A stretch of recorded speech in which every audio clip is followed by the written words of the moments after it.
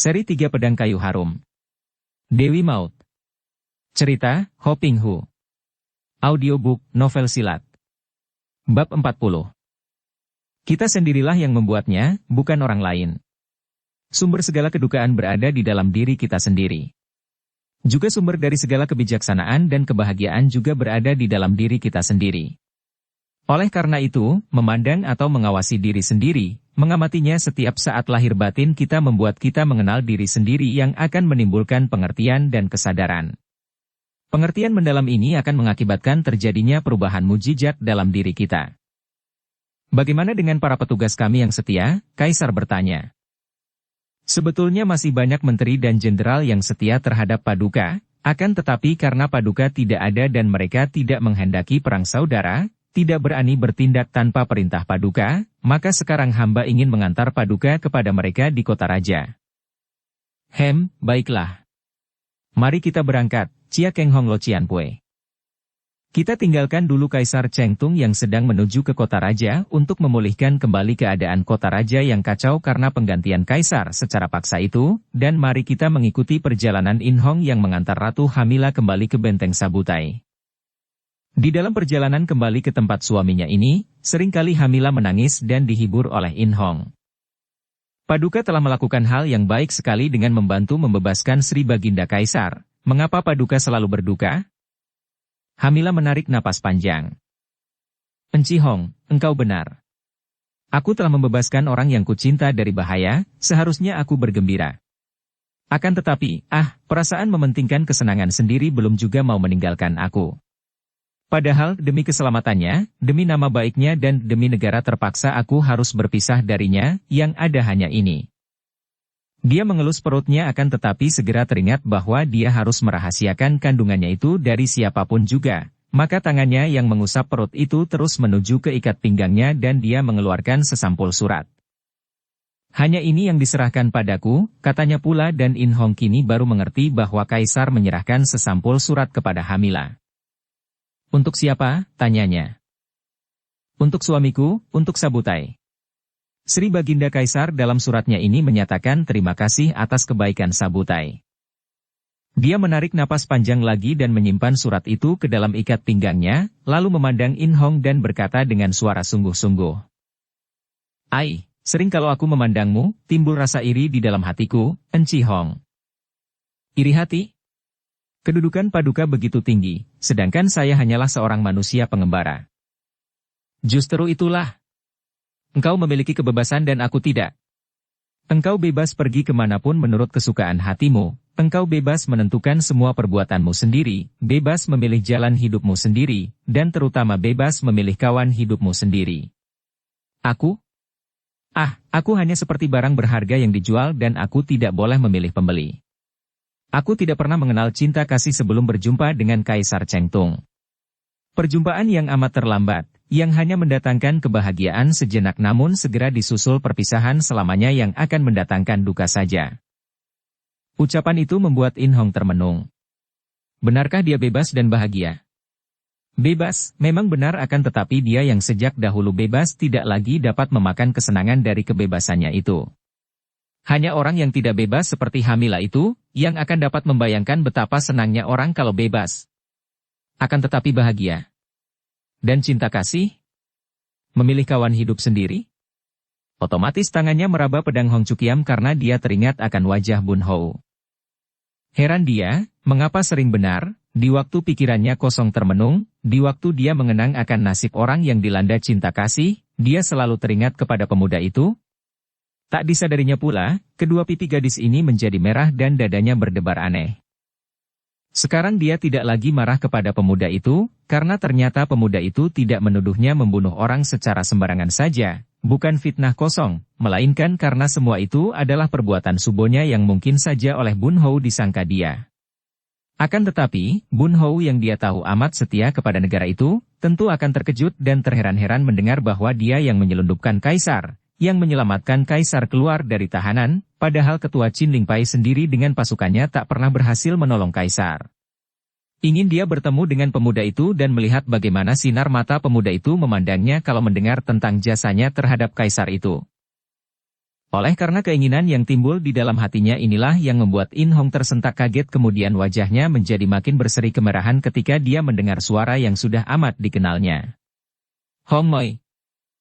In Hong segera menoleh ke kiri dan hampir saja dia lari menyambut pemuda yang muncul dari balik semak-semak itu kalau saja dia tidak ingat bahwa hal itu amat memalukan. Maka dia cepat mengambil sikap dingin biasa, bahkan seolah-olah dia masih menyimpan kemarahannya dahulu. Hong Moi. In Hong memandang wajah tampan yang selama ini sering terbayang di depan matanya itu. Heran dia, karena wajah itu kini tidak merah lagi seperti dulu, pandang matanya tidak menyinarkan kemarahan dan penyesalan seperti pada pertemuan mereka yang terakhir. Mau apa engkau menghadang perjalanan kami?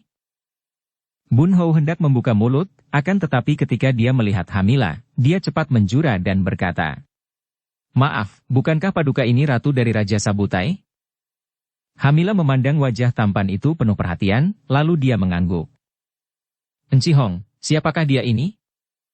"Dia orang Shibun, dia kenalan saya," jawab In Hong sederhana. Lalu dia bertanya lagi. "Bunko, engkau mau apa menjumpaiku?" Aku telah mendengar akan perbuatanmu yang amat gagah berani dan mulia, engkau telah membebaskan Sri Baginda Kaisar. Hebat, aku kagum padamu, Hong Moi." In Hong menatap wajah itu dan jantungnya berdebar keras.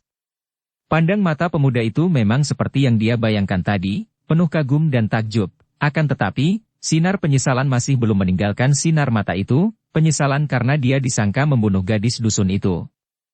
Maka hatinya menjadi dingin kembali. Kalau sudah begitu mengapa?" tanyanya, dingin dan angkuh. Dengan wajah berseri Bun Hou memberi hormat dan berkata, "Perbuatanmu itu hebat dan mulia, aku ingin menghaturkan terima kasih, Hong Moi. Apalagi aku mendengar betapa engkau mempergunakan Hong Cukiam untuk melindungi Sri Baginda Kaisar. Aku kagum dan bangga sekali." "Bun Taehiap, apakah engkau sudah bertemu dengan Sri Baginda Kaisar?" tiba-tiba Hamila bertanya. Bun Hou mengangguk membenarkan. "Bagaimana kesehatan beliau?" tanya pula ratu itu sehingga Bun Hou terheran-heran melihat betapa ratu musuh ini begitu menaruh perhatian atas kesehatan diri kaisar yang pernah ditawan suaminya. Dia memang sudah berjumpa dengan ayahnya, akan tetapi karena tergesa-gesa, ayahnya tidak menceritakan secara lengkap, apalagi tentang hubungan kasih antara ratu musuh itu dengan kaisar. "Terima kasih, kesehatan beliau baik-baik saja." Jadi engkau mendengar semua itu dari Cialo Cianpui, ketua Chin Ling Pai?" kini In Hong bertanya. "Benar, Hong Moi. Aku sungguh kagum mendengarnya dan aku cepat-cepat menyusul ke sini untuk membantumu apabila engkau menghadapi kesukaran." Cialo Cianpui juga yang mengutus aku karena beliau tergesa-gesa berangkat ke kota raja bersama semua pengawal." "Perlu apa engkau menyusul aku? Engkau sudah tidak sudi bekerja sama dengan aku. Lupakah engkau?" Bun Hou mengerutkan alisnya karena ucapan nona itu mengingatkan dia akan hal-hal yang tidak menyenangkan. "Akan tetapi, sebagai penyelamat kaisar, engkau harus dibantu. Dan engkau masih menganggap aku sebagai pembunuh gadis dusun tak berdosa itu?" Tentang itu, bukti-bukti menunjukkan demikian." "Siapa lagi kalau bukan?" "Sudahlah, Hong Moi, aku tidak lagi mau membicarakan hal itu. Yang penting sekarang aku harus membantumu mengawal Ratu Hamila kembali ke benteng Raja Sabutai sesuai yang diperintahkan oleh Cialo Cianpui." In Hong menjadi marah. "Siapa sudi bekerja sama dengan engkau? Aku seorang pembunuh. Nih, kau terima kembali pedangmu, bisa kotor terjatuh ke tangan seorang pembunuh terkutuk seperti aku. Dan giokong itu kembalikan padaku." Bun Hou mendekap saku bajunya. Perhiasan yang dia terima dari gadis itu selalu dibawanya, menjadi teman yang tak pernah terpisah. "Tidak akan kukembalikan." "Tidak boleh." Kalau begitu nih terima pedangmu." "Tidak, aku pun tidak mau menerimanya kembali." Sejenak mereka berdua saling pandang, sama-sama memperlihatkan kekerasan hatinya, kemudian In Hong mendengus dan menyimpan kembali pedang yang sesungguhnya amat disayangnya itu. Sesukamulah. Akan tetapi karena engkau seorang yang bersih, seorang yang suci, jangan dekat-dekat dengan pembunuh seperti aku. Lupakah engkau bahwa aku adalah Dewi Mao, kejam seperti iblis seperti pernah kau katakan?" Dada gadis itu makin panas dan naik turun bergelombang karena dia teringat akan sikap Bun Hou kepadanya. Mari kita pergi saja. Dia menyambar tangan Ratu Hamila agak kasar dan mengajak ratu itu pergi meninggalkan Bun Hou yang masih berdiri bengong karena dia memang bingung melihat sikap In Hong dan dia memang mulai merasa ragu-ragu. Benarkah darah ini, yang telah mempertaruhkan nyawa untuk menyelamatkan Kaisar? Seperti yang dia dengar dari ayahnya, benarkah darah segagah ini melakukan perbuatan serendah itu, membunuh gadis dusun yang lemah tak berdosa? Dia mengikuti terus dan selagi In Hong berhenti, memutar tubuh dan hendak membentak, tiba-tiba terdengar suara berisik dan tahu-tahu tempat itu telah dikurung oleh ratusan orang prajurit Sabutai, dikepalai oleh Hek Hiat Moli dan Pek Hiat Moko yang berdiri memandang seperti patung yang hidup, menyeramkan sekali. Mereka berdua tidak berkata apa-apa, hanya komandan pasukan itu yang cepat memberi hormat kepada Ratu Hamila dan berkata, "Hamba diutus oleh Sri Baginda untuk mengawal Paduka kembali ke benteng." Putri Hamila mengerutkan alisnya. Aku pun sedang hendak kembali ke benteng dikawal oleh Enci Hong dan Bun Tai Hiap ini. Putri Hamila memandang kepada In Hong dan Bun Hou dengan sinar mata melindungi, kemudian mengangguk kepada mereka. Mari, Enci Hong dan Bun Tai Hiap, mari ikut bersamaku menemui suamiku, Sri Baginda Sabutai dan semua hal akan menjadi terang dan beres. Aku yang akan bertanggung jawab dan membela kalian kalau kalian dipersalahkan. Tadinya In Hong dan Bun Hou sudah siap untuk melawan, akan tetapi In Hong diam-diam khawatir akan keselamatan Bun Hou, karena dia tahu betul betapa hebatnya kepandaian kakek dan nenek guru Sabutai itu, apalagi di situ masih ada ratusan orang prajurit yang sudah mengepung mereka berdua. Maka dia pun mengangguk, dan Bun Hou juga tidak banyak membantah. Jangankan baru memasuki benteng Sabutai, biarpun disuruh memasuki neraka, kalau bersama Nona Hong itu, dia akan bersedia. Maka, berangkatlah mereka, diiringkan oleh ratusan orang prajurit yang seolah-olah mengawal mereka, kembali ke benteng di mana Sabutai sendiri telah menanti. Wajah Sabutai yang tadinya keruh itu menjadi berseri seketika setelah dia melihat istrinya melangkah masuk ke ruangan itu dengan agungnya. Dia cepat bangkit berdiri, memegang tangan istrinya dan menuntunnya duduk di atas kursi kebesaran, di sampingnya sambil berkata, "Engkau harus menjaga kesehatanmu, jangan banyak terkena angin." Hamila memandang suaminya dengan mata merah membasah karena tangis tadi, lalu berbisik, "Hamba, Kaisar." Raja Sabutai tersenyum dan menyentuh tangan istrinya. "Aku memang bermaksud membebaskannya," dia mengangguk dan tersenyum sehingga legalah hati Hamila. Sementara itu, In Hong melirik ke seluruh ruangan. Dia tidak melihat Bo Taisu dan Hek Isian Kou. Akan tetapi subonya sudah berada di situ, duduk di atas kursi dengan muka dingin dan mata membayangkan kemarahan. Tentu saja subonya marah kepadanya, dan masih merasa penasaran dan malu karena dikalahkan oleh ketua Chin Ling Pai. Dua orang kakek dan nenek guru Sabutai kini telah mengambil tempat duduk di belakang raja itu. Adapun pembesar Wang Qin juga hadir di situ, bersama anak buahnya yang kini hanya tinggal 3 orang yang dapat dia andalkan, yaitu 3 orang bayangan dewa. Mereka itu agaknya belum tahu apa yang telah menimpa diri 4 orang undangan pembantu mereka, tidak tahu akan kematian Go Bi Sin Kou dan Hua Hua Chin Jin yang jenazah-jenazahnya dibawa pergi oleh Bo Taisu dan Hek Isian Kou. Komandan pasukan pengawal tadi melaporkan kepada rajanya tentang sang ratu yang ditemukan di dalam hutan bersama In Hong dan pemuda yang kini ikut pula dibawa menghadap dan menyerahkan keputusannya kepada raja. Karena laporan itu dilakukan dalam bahasa mereka sendiri, baik In Hong maupun Bun Hou tidak tahu artinya, akan tetapi melihat wajah Hamila yang tenang-tenang saja bahkan kelihatan lega, hati mereka pun tidak khawatir. Setelah mendengarkan pelaporan komandan pasukan itu, Sabutai lalu memberi isyarat menyuruh mundur semua pasukan sehingga ruangan ini sekarang menjadi sunyi, hanya ada mereka dan Wang Qin bersama 3 orang bayangan dewa, Raja Sabutai, istrinya dan 2 orang gurunya saja. Raja Sabutai kini menghadapi In Hong, memandang kagum kemudian dia berkata, "Nona Hong, engkau sungguh menepati janji, terus mengawal istri kami sampai kemanapun sehingga telah kembali pula ke sini dengan selamat. Sayang engkau mempergunakan akal untuk meloloskan Kaisar keluar dari benteng. Kenapa engkau tidak terang-terangan saja minta izin dariku? Apakah engkau tidak tahu bahwa memang kami tidak mempunyai niat untuk membunuhnya? Kalau memang kami bermaksud membunuhnya, sudah sejak lama dia kami bunuh." In Hong melirik ke arah Hamila, kemudian dia menjura dan berkata dengan gagah, "Saya telah melakukan hal itu, dan memang saya menyelundupkan Kaisar keluar dari tempat tahanan. Setelah saya mengaku, maka terserah atas kebijaksanaan Paduka. Ucapan gagah ini sekaligus juga menyatakan bahwa dia tidak takut akan akibat dari perbuatannya itu. Mendengar ini, tentu saja Bun Hou merasa khawatir sekali. Dia salah duga, mengira bahwa In Hong hendak menyerahkan diri menerima segala hukuman, maka cepat dia berkata, "Harap Paduka maafkan kelancangan saya. Akan tetapi sepanjang pengetahuan saya, bukanlah Nona Hong yang meloloskan Kaisar, melainkan istri Paduka, Sang Ratu. Sebagai seorang pengawal yang setia, tentu saja Nona Hong menyertai Sang Ratu ketika beliau meloloskan tawanan keluar dari benteng, maka tidak semestinya kesalahan ditimpakan kepada Nona Hong." Semua orang memandang kepada pemuda itu, dan Raja Sabutai memandang dengan mata menyelidik. Sementara itu, Hamila berbisik kepada suaminya bahwa dia sudah menanggung keselamatan mereka dan agar pemuda yang menjadi sahabat baik Nona Hong itu jangan diganggu. Mereka saling mencinta, bisik ratu itu akhirnya. Sabutai tersenyum dan mengertilah dia kini mengapa pemuda itu mati-matian mempertahankan dan membela Nona Hong. Juga In Hong terheran-heran bagaimana Bun Hou dapat menduga demikian tepat tentang larinya Kaisar bersama Ratu Hamila. Dia tidak mengira bahwa pemuda ini adalah putra pendekar sakti Chia Keng Hong dan telah mendengar penuturan ayahnya tentang Kaisar yang melarikan diri dibantu oleh Ratu Hamila itu.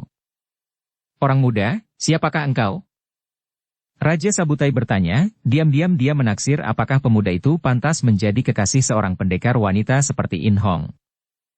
"Nama saya Bun Hou." Bun Hou masih menyembunyikan Shi-nya, karena dia teringat betapa In Hong sendiri pun mengira dia Shi Bun. Pula, di tempat seperti ini, perlu apa memperkenalkan diri yang sesungguhnya? Yang terpenting, Kaisar telah lolos dan dia hanya berada di situ untuk melindungi In Hong dan juga untuk mencari 3 orang musuh besarnya, yaitu 3 orang bayangan dewa yang kabarnya berada di situ. Sejak tadi pun dia sudah memandang-mandang ke arah 3 orang kakek yang duduk di belakang seorang pembesar Han yang dia kira tentulah Wang Qin dan 3 orang kakek itu agaknya adalah orang-orang yang selama ini dicarinya, maka dia memandang penuh perhatian sampai dia ditanya oleh Raja Sabutai. Tiba-tiba Wang Qin berkata, "Sri Baginda, harap Sri Baginda berhati-hati.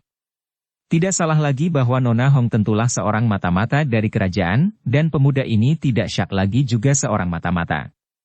Oleh karena itu, sudah seharusnya kalau mereka berdua ditangkap dan dihukum mati karena mereka terang-terangan telah meloloskan Kaisar itu dari tahanan." "Apa yang dikatakan oleh Wang Taijin benar sekali," tiba-tiba Pati Losian Pang Tui Lok berkata sambil bangkit berdiri. "Sudah sejak dahulu hamba semua tahu bahwa Nona In Hong itu adalah mata-mata musuh dan tentu sekali waktu akan mengkhianati Paduka. Juga pemuda ini adalah seorang jahat yang masih mempunyai perhitungan dengan hamba karena dia bersama Nona Hong telah membunuh 2 orang saudara hamba." Melihat betapa para pembantu Wang Qin agaknya memusuhi In Hong dan Bun Hou, hati Raja Sabutai tertarik sekali. Memang raja ini, di samping ambisinya untuk menjadi raja besar yang akan membangkitkan kembali kejayaan bangsa Mongol, juga merupakan orang yang keranjingan ilmu silat, amat suka menyaksikan pertandingan silat. Maka melihat sikap kedua pihak ini yang agaknya bermusuhan, dia lalu bertanya kepada pemuda yang baru datang itu. "Orang muda, benarkah engkau membunuh saudara mereka? Kalau benar, mengapa?" "Maaf Sri Baginda. Mereka itu adalah orang-orang jahat yang tadinya berlima, menamakan diri 5 bayangan dewa yang dengan cara amat curang telah menyerbu Qin Lingpai, di waktu ketuanya tidak ada, membunuh anak murid Qin Lingpai dan mencuri pedang pusaka Siang Bokiam dari Qin Lingpai. Selain itu juga bersekutu dengan orang-orang jahat, dan kini bahkan menjadi kaki tangan pengkhianat ini." Dengan berani Bun Hou menuding ke arah Wang Qin. "Maka sudah sepatutnya lah kalau saya, sebagai orang yang menjunjung tinggi kegagahan, menentang mereka dan dalam pertandingan saya berhasil merobohkan saudara mereka termuda yang bernama Toat Bengkau Busit ketika orang itu hendak melakukan pemerkosaan terhadap seorang gadis yang tidak berdosa." "Bohong kau!" Pati Losian membentak marah. "Dan aku yang membunuh Wigiakang Ciok Li Kim ketika nenek cabul itu berbuat tidak patut terhadap seorang pemuda." In Hong kini juga bersikap berani. "Sri Baginda, harap tangkap mereka dan hukum mampus. Mereka berdua berani menghina saya dan menentang Sri Baginda." Wang Qin menuding dengan marah. In Hong melirik kepada subonya yang hanya memandang ke kanan kiri dengan wajah dingin. Diam-diam gadis ini merasa ngeri. Subonya adalah seorang yang aneh luar biasa, sukar diketahui isi hatinya. Kalau Subonya berpihak kepada Wang Qin celakalah, pikirnya. Sementara itu, Bun Hou juga sudah siap-siap untuk mengamuk dan melindungi In Hong. Sebaliknya, In Hong tidak mengerti apa yang akan dilakukannya andai kata Raja Sabutai hendak menangkap Bun Hou saja. Apakah dia akan melindungi pemuda ini? Dia tidak dapat menjawab saat itu. Betapapun juga, kedua orang muda ini sudah merasa tegang dan mereka menanti saat yang menentukan sambil memandang wajah Sabutai yang tersenyum-senyum misterius. In Hong menaksir keadaan. Kakek dan nenek di belakang raja itu amat lihai dan kiranya Bun Hou bukanlah lawan seorang di antara mereka. Apalagi ditambah 3 bayangan dewa, para perwira dan banyak prajurit, tentu mereka berdua tidak akan mampu menyelamatkan diri. Kecuali kalau gurunya berada di pihaknya, kalau demikian masih mending. Sungguh pun agaknya, dengan kekuatan mereka bertiga sekalipun amatlah sukar lolos dari benteng yang kuat ini. Agaknya keputusan itu juga merupakan hal yang amat sulit bagi Raja Sabutai. Dia tadi mendengar bisikan istrinya bahwa antara In Hong dan Bun Hou terdapat hubungan cinta kasih, maka kalau dia menyuruh tangkap dan bunuh pemuda itu, tentu berarti darah perkasa yang dikaguminya itu akan membela mati-matian. Akan tetapi kalau tidak ditangkap, seolah-olah dia tidak menghargai bantuan Wang Qin dan kawan-kawannya dalam penyerbuannya ke selatan yang hampir berhasil akan tetapi sekarang mengalami kemunduran hebat itu. Pada saat dia meragu, tiba-tiba Hamila menyentuhnya. Dia menoleh dan ternyata istrinya menyerahkan sesampul surat. "Harap Paduka baca ini dulu," bisik Hamila. Sabutai tertarik sekali dan hatinya tegang ketika mengenal surat yang datang dari Kaisar Chengtung itu. Dia membuka sampulnya, mengangkat tangan kiri sebagai isyarat agar semua orang diam dan menunda pembicaraan, kemudian dia mulai membaca surat yang ditulis dengan huruf-huruf halus dan indah itu. "Raja Sabutai yang saya hormati, Anda mengetahui betapa Wang Qin yang hianat telah melemahkan saya dengan racun berupa azisha yang seperti ular itu, sehingga saya sampai terjebak dan menjadi tawanan Anda. Akan tetapi saya kagum kepada Anda yang berbahagia dan yang memiliki seorang ratu yang amat mulia. Semoga Anda hidup berbahagia dengan keluarga Anda. Kini saya telah bebas. Saya akan menemui bala tentara saya dan menghentikan perang antara kita. Mengingat akan kebaikan Anda dan Ratu, maka apabila Anda suka mundur dan menarik pasukan, Anda akan tetap menjadi sahabat kami dan saya akan menjadi wali dari putra Anda kelak. Sebaliknya, apabila Anda melanjutkan penyerbuan ke selatan, kami akan membasmi semua pasukan Anda dan akan mempersilakan Ratu untuk hidup terhormat dan terpuji di dalam istana kami. Sekian dan kemudian terserah kebijaksanaan Anda. Tertanda, Kaisar Chengtung." Sabutai menyimpan surat itu dan tersenyum lebar sambil melirik ke arah istrinya. Kemudian dia memandang mereka semua seorang demi seorang, kemudian yang terakhir kepada Wang Qin, dan berkatalah dia dengan suara lantang. "Kami memutuskan agar urusan ini ditunda dulu. Nona Hong dan pemuda ini tetap menjadi tamu-tamu kami yang diawasi dan tidak diperkenankan keluar dari benteng. Juga harap Wang Taijin dan para pembantunya tidak sembarangan turun tangan menimbulkan keributan. Kami hendak melihat perkembangannya. Hendak kulihat apakah benar-benar kaisar muda itu berkepandaian begitu hebat untuk merampas kembali kedudukannya dan menarik mundur pasukan seperti yang dijanjikannya." "Hahaha." Sabutai tertawa, lalu mengajak istrinya memasuki ruangan sebelah dalam. Persidangan itu bubar dan sepasukan pengawal lalu mengantar Bun Hou ke dalam sebuah kamar tamu dan selanjutnya pemuda ini terus dikawal dan diawasi. Demikian pun In Hong dan Yo Bhi Kiok maklum bahwa mereka diam-diam diawasi oleh kakek dan nenek guru Sabutai. Semenjak peristiwa kekalahan Yo Bhi Kiok dari Chia Keng Hong, guru ini bersikap dingin terhadap muridnya dan tidak pernah menegur. Akan tetapi In Hong pun diam saja karena makin lama makin terbukalah matanya betapa Subonya itu memiliki watak yang aneh, tidak lumrah, kadang-kadang ganas dan amat kejam sehingga dia merasa tidak senang dan juga berduka, karena sesungguhnya, Subonya itulah yang selama ini dianggapnya sebagai orang yang paling baik baginya. Sementara itu, dengan bantuan Chia Keng Hong, Kaisar Chengtung cepat mengadakan kontak dengan para menteri dan jenderal yang setia kepadanya. Untung baginya, kebetulan sekali bala tentara yang dikerahkan ke utara untuk menghalau pasukan-pasukan Sabutai, dipimpin oleh Jenderal Bao Chiang, seorang jenderal yang setia kepadanya dan menjadi sahabat baik pendekar Chia Keng Hong. Mula-mula Kaisar oleh Chia Keng Hong disembunyikan lebih dulu dan dia sendiri pergi menghadap Jenderal Bao Chiang. Di tempat ini, Chia Keng Hong berjumpa dengan Yap Kun Leong yang seperti banyak orang-orang gagah dari seluruh penjuru beramai-ramai menjadi sukarelawan membantu bala tentara pemerintah untuk menghadapi pemberontak dari utara. Sebelum bicara dengan Jenderal Bao Chiang, Chia Keng Hong menemui Kun Leong lebih dulu dan dari Yap Kun Leong inilah dia menyelidiki keadaan jenderal itu sekarang sehingga dia merasa yakin bahwa Jenderal Bao ini pun tidak setuju akan pengangkatan Ching Ti yang dipaksa menggantikan kedudukan Kaisar Cheng Tung yang tertawan pemberontak. Dengan singkat Chia Keng Hong lalu bercerita kepada Yap Kun Leong betapa adik kandung Kun Leong yang bernama In Hong telah berhasil menyelamatkan dan meloloskan Kaisar dari dalam tahanan pemberontak. Kun Leong terkejut dan girang bukan main. Tadinya dia sudah merasa kehilangan adiknya yang dianggapnya telah menyeleweng dan menjadi seorang yang kejam seperti gurunya, Yo Bi Kiok. Akan tetapi siapa tahu kini malah berjasa besar.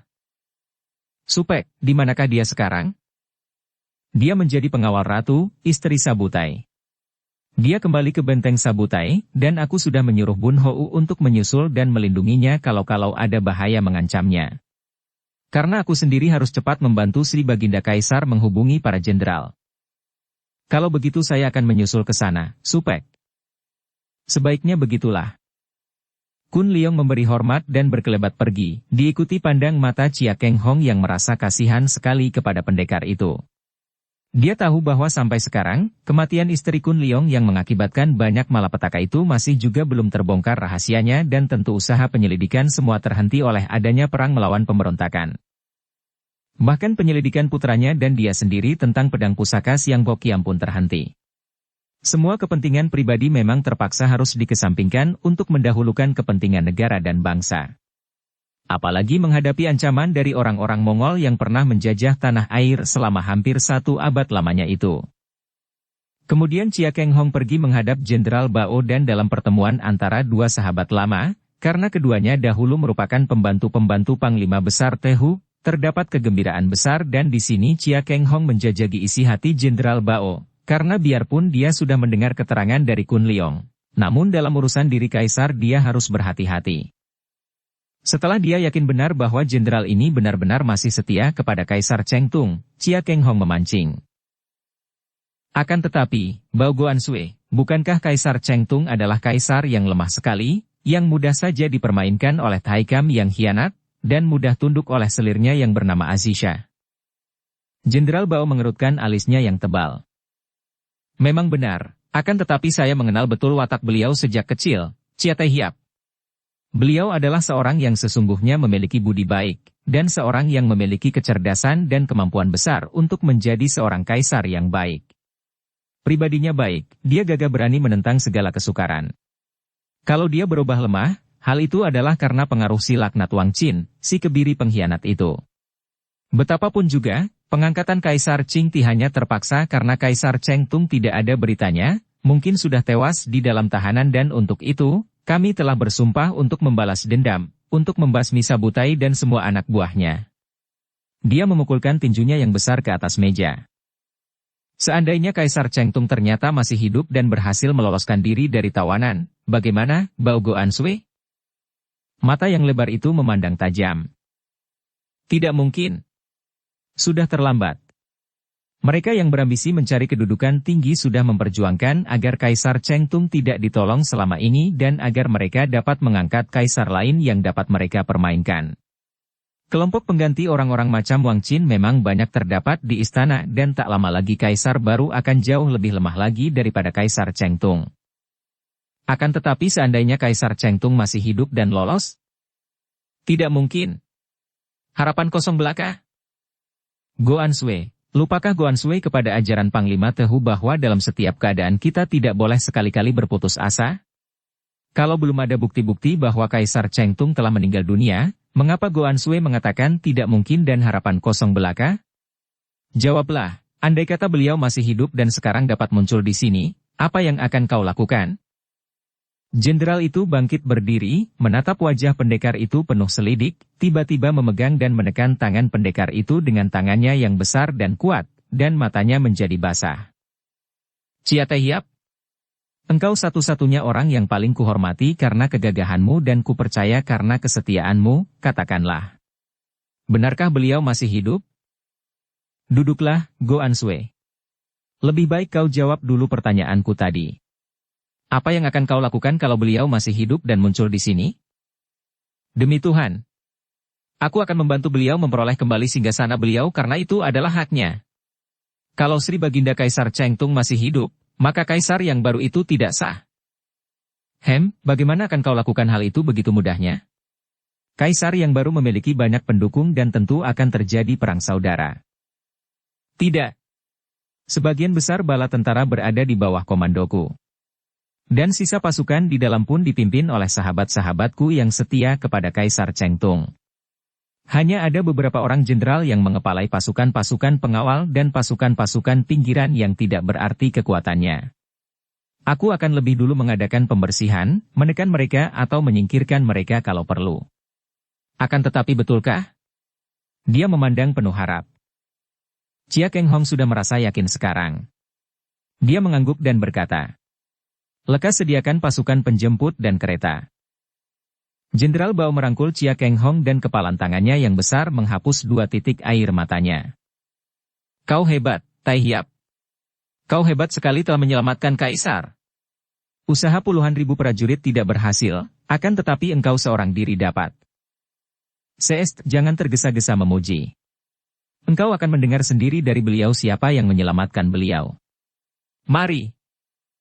Malam itu juga, Jenderal Bao Chiang sendiri bersama Chia Keng Hong memimpin pasukan menjemput Kaisar Chengtung. Setelah berhadapan dengan Kaisar, Jenderal Bao menjatuhkan diri berlutut sambil meruntuhkan beberapa titik air mata. Akan tetapi, dengan manis budi dan tenang Kaisar itu berkata, "Bangkitlah, jenderalku yang setia. Dan mulai saat ini, perintahkan untuk menarik mundur semua pasukan, jangan lagi mengejar pasukan Sabutai." Jenderal itu bangkit dan memberi hormat, terkejut menerima perintah pertama yang aneh itu. "Siap, Sri Baginda. Akan tetapi, bolehkah hamba menerima penjelasan?" Kaisar tersenyum angkuh. Kalau dia diserang, dia akan mempertahankan mati-matian dan mungkin akan mengorbankan banyak pasukan kita yang kini perlu kita kerahkan ke selatan. Dan aku menjamin bahwa kalau dia tidak diserang, dia akan mundur. Dia telah tahu kini akan kekuatan kita dan kekalahannya merupakan pelajaran baginya. Dia kelak dapat menjadi sahabat yang baik. Kaisar tersenyum lagi, teringat akan suratnya dan akan pengaruh Hamila atas diri suaminya. Chia Keng Hong yang tidak tahu akan urusan sedalam-dalamnya, diam-diam juga merasa heran sekali. Kaisar lalu diiringkan ke dalam benteng dan taat akan perintah Kaisar, Jenderal Bao menarik kembali semua pasukan yang mengurung benteng. Sabutai hanya meninggalkan sedikit pasukan untuk melakukan pengintaian. Hal ini pun segera diketahui oleh Sabutai yang tertawa dan mengangguk-angguk. "Hebat," kata Raja Mongol ini. "Memang dia hebat, jauh hebat daripada aku, dalam banyak hal. Dalam banyak hal, dia teringat akan kandungan di dalam perut istrinya dan tersenyum lebar penuh kebanggaan bahwa dia akan menjadi ayah dari seorang anak keturunan Kaisar yang demikian hebat." Setelah berunding dengan Kaisar, Jenderal Bao yang dibantu oleh Chia Keng Hong yang kini bertindak sebagai pengawal Kaisar pribadi untuk sementara, segera melaksanakan rencananya. Tentang kembalinya Kaisar Chengtung masih dirahasiakan dan jenderal itu menyusun kekuatan untuk mengembalikan singgasana kepada Kaisar Chengtung. Para menteri dan jenderal yang setia kepada Kaisar Chengtung tentu saja menyambut dengan penuh kegembiraan, akan tetapi di pihak para pengejar ambisi yang telah mengangkat Kaisar Chengti secara paksa, tentu saja dengan mati-matian mempertahankan Kaisar Chengti. Karena turunnya Kaisar baru dari tahta dan kembalinya Kaisar lama ke istana berarti hilangnya kedudukan baru mereka yang mulia. Kembali merupakan bukti yang nyata betapa semenjak sejarah tercatat orang, semua pertikaian, semua permusuhan dan semua peperangan terjadi sebagai akibat daripada pengejaran ambisi dan cita-cita, baik perorangan maupun kelompok yang sesungguhnya sama saja.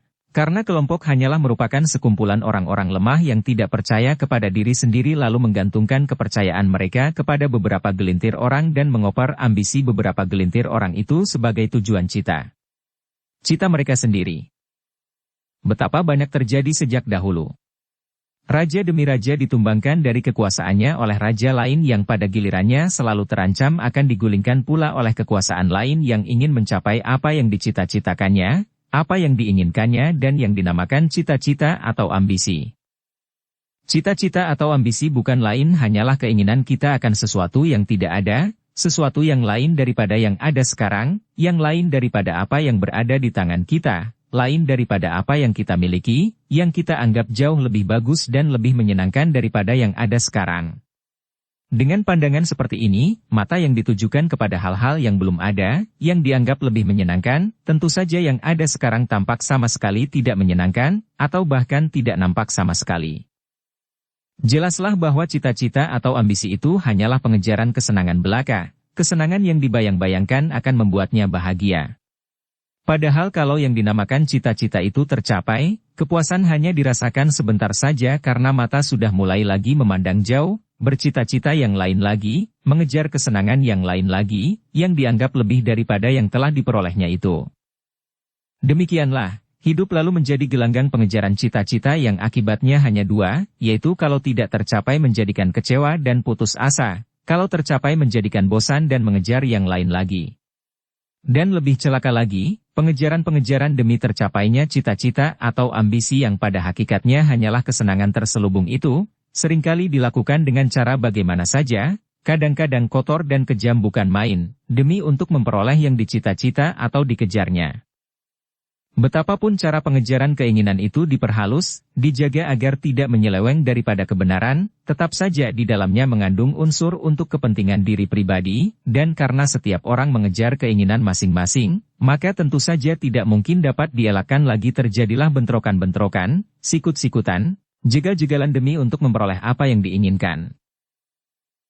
Seperti sekelompok kanak-kanak memperebutkan layang-layang yang putus talinya. Apapun akan mereka lakukan demi memperoleh layang-layang itu. Oleh karena cita-cita inilah maka timbul perbuatan-perbuatan yang rendah, timbul perang dan permusuhan dan timbul cara-cara yang kotor dan keji, timbul pegangan kejam bahwa cita-cita atau tujuan menghalalkan segala cara. Dan kalau sudah begitu, celakalah manusia. Demikian pula dengan kerajaan di mana terjadi perebutan tahta itu. Pihak menteri dan jenderal yang bersimpati kepada Cheng Tung, yang masih setia kepada kaisar lama ini, menggunakan segala daya upaya dan kekuatan mereka untuk menggeser kaisar baru dan mendudukkan kembali kaisar Cheng Tung ke singgasana. Sedangkan mereka yang berkedudukan tinggi, para pendukung atau pengangkat kaisar Cheng Ti, mempertahankan kedudukan kaisar baru ini yang sebetulnya hanya dipergunakan sebagai alat untuk mencapai keinginan mereka sendiri, yaitu memperoleh pangkat dan kemuliaan, maka terjadilah ketegangan dan kekacauan di dalam istana kaisar.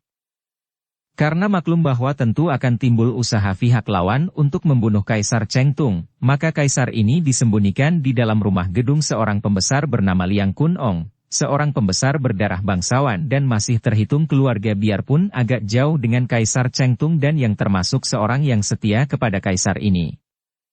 Dan tentu saja pendekar sakti Chia Keng Hong selalu mengawal kaisar karena pendekar ini pun maklum bahwa sebelum kaisar itu menduduki kembali singgasananya, maka keselamatannya tidak terjamin. Sementara itu, Jenderal Bao cepat memperjuangkan kembalinya kaisar Cheng Tung melalui saluran-saluran yang resmi. Malam itu sunyi sekali dan kaisar Cheng Tung sudah beristirahat. Seperti biasa selama tinggal di dalam gedung itu yang sudah berjalan belasan hari, Chia Keng Hong tidur di sudut kamar, hanya teraling tirai dari pembaringan yang menjadi tempat tidur kaisar Cheng Tung. Akan tetapi, tentu saja Chia Keng Hong hanya menidurkan tubuhnya saja, sedangkan kewaspadaannya tidak pernah tidur nyenyak sehingga andai kata ada sedikit suara saja, suara yang tidak wajar, tentu dia sudah meloncat dan tahu-tahu sudah berada di dekat pembaringan kaisar untuk melindunginya. Hal seperti ini tidak mengherankan bagi seorang ahli ilmu silat tinggi, karena kewaspadaan seakan-akan sudah mendarah daging di seluruh urat syarafnya seperti telah menjadi semacam naluri yang biasanya hanya dimiliki oleh binatang-binatang yang peka perasaannya. Tentu saja bukan hanya Chia Keng Hong seorang yang menjadi pengawal menjaga keselamatan Kaisar Cheng Tung.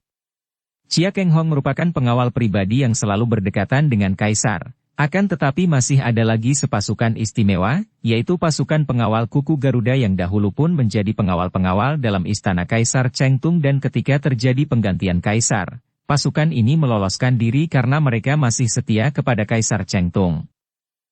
Mereka itu tersebar dan menjadi buronan, ada yang bergabung dengan barisan yang berada di bawah kekuasaan jenderal-jenderal yang setia kepada Kaisar Cheng Tung, akan tetapi ada pula yang kembali ke dusun. Kini yang dapat dikumpulkan oleh Jenderal Bao hanya ada 20 orang dan mereka ini dengan senang hati menerima tugas melindungi dan mengawal Kaisar Cheng Tung di dalam gedung Pangeran Liang Kun Ong. Biarpun sudah ada 20 orang pengawal kuku Garuda yang boleh dipercaya ini, yang rata-rata memiliki kepandaian cukup tinggi, namun Chia Keng Hong tidak pernah lengah karena dia maklum bahwa kalau pihak musuh mengirim seorang pembunuh bayaran yang tinggi tingkat kepandaiannya, dengan mudah saja pembunuh itu akan dapat melalui penjagaan para pengawal itu. Oleh karena itu, biarpun pada malam hari yang sunyi dan dingin itu penjagaan seperti biasa dilakukan dengan ketat, tetap saja Chia Keng Hong yang kelihatan tidur pulas itu sebenarnya masih dalam keadaan waspada. Bunyi kentongan ronda malam menyatakan bahwa waktu itu sudah persis tengah malam. Telinga pendekar sakti yang masih tidur itu jelas mendengar dan kewaspadaannya membuat dia mengerti bahwa suara itu adalah suara kentongan yang menunjukkan waktu, maka dia pun terus tidur dengan napas teratur. Akan tetapi, ketika ada suara berkeresekan di atas genteng gedung, seketika pendekar ini membuka mata. Di lain saat tubuhnya sudah berkelebat seperti terbang cepatnya dan tahu-tahu dia telah berada di tepi pembaringan kaisar yang ternyata masih tidur pulas. Bersambung ke bab 41. Dukung kami dengan subscribe, follow, like, komen dan share. Terima kasih.